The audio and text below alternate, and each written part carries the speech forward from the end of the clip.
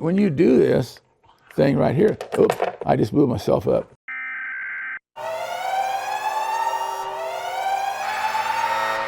Hey, welcome to Faraday Studios, home of Midnight Science Club. I'm Jake, Wizard 4. Say hello, Wizard 4. Hi, Wizard 4. Yeah, I got a couple of wits with me today. This is Chezzy. Say hello. Hi. You are a wizard in training? Yes, I am. Yes, she is. She's a good girl, too. How about you, young man? I'm Elliot. Greetings and salutations. Greetings and salutations. Who That is that? Michael Faraday. Look at that. Look at that guy. There's old Faraday himself, wizard number 1. And right there he is, speaking at the desk at the Royal Institution. This is on the back of a 20-pound note. And you know, guess where we were 2 years ago? Right there. The whole team here from Faraday Studio. We got to go to London and present a royal lecture, Friday night discourse. It was really cool. We did our discourse on the Faraday 200 because we were celebrating Michael Faraday's, he developed the electric motor. You remember that story, an electric generator? He developed it. And it was the 200th anniversary of the electric motor. So what we did was, we went through the collection. You know, we've got a about 25-year-old collection of science activities here. We picked out 200 of the very best.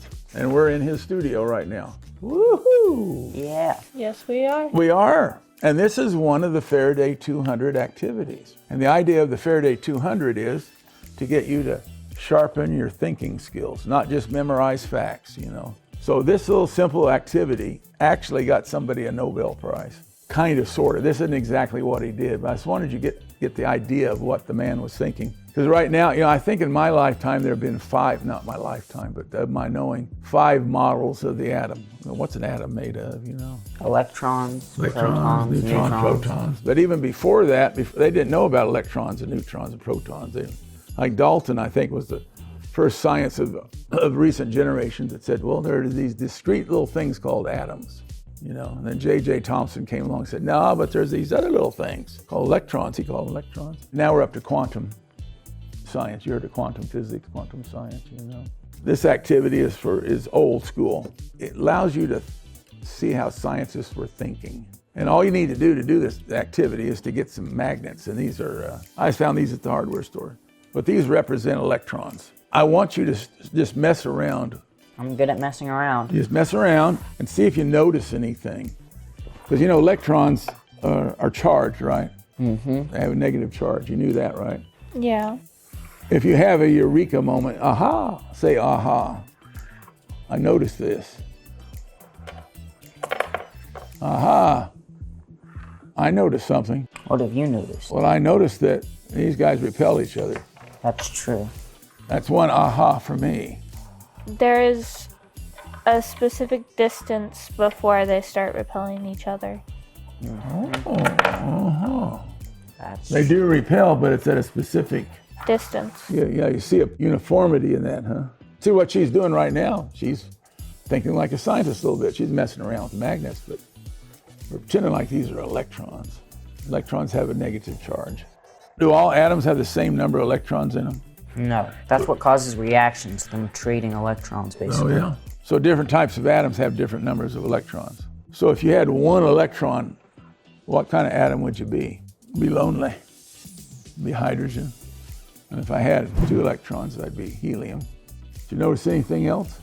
I think that the best way to get them all to fit together is to have 2 in the middle. Oh, you just had a nuclear explosion there.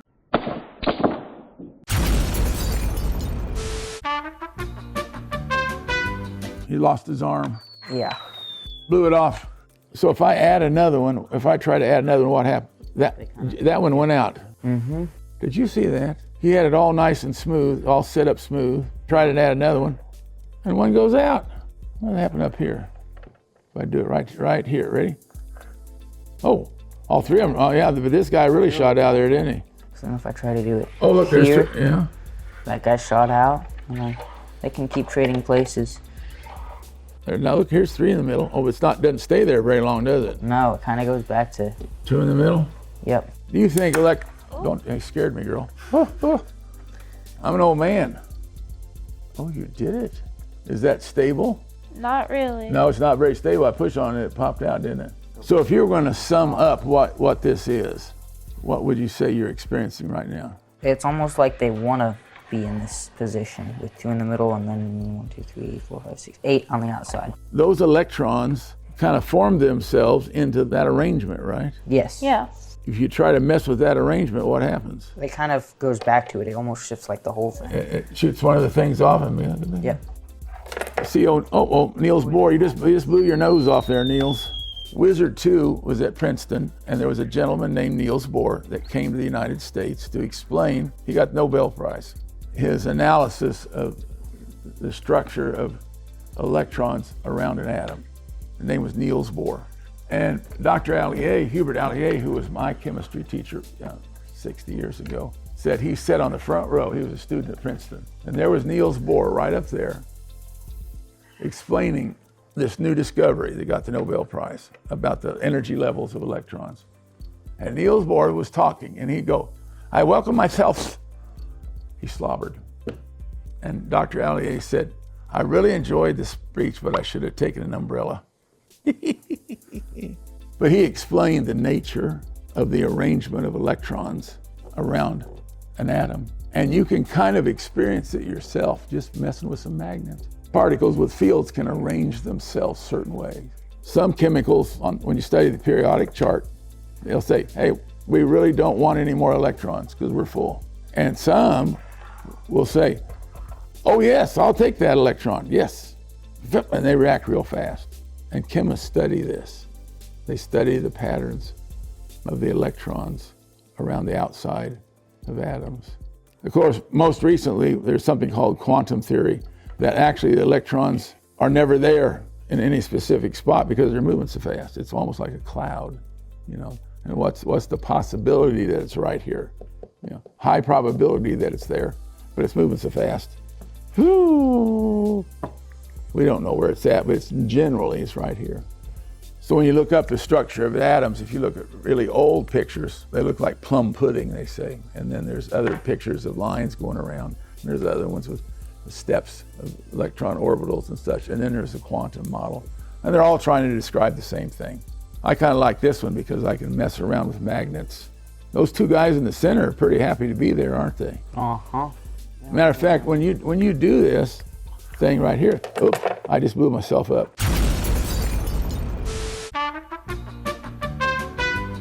Nuclear explosion there. You got 2 on the inside, 8 on the next level. And if I try to add another one, the ones on the outside are the ones that are involved, and the guys down the center, they're not doing much.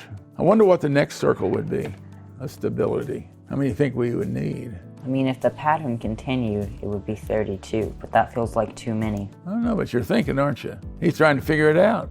I wonder if there is a pattern. 2 at the center, and then, I don't know, there might be. It would be 32.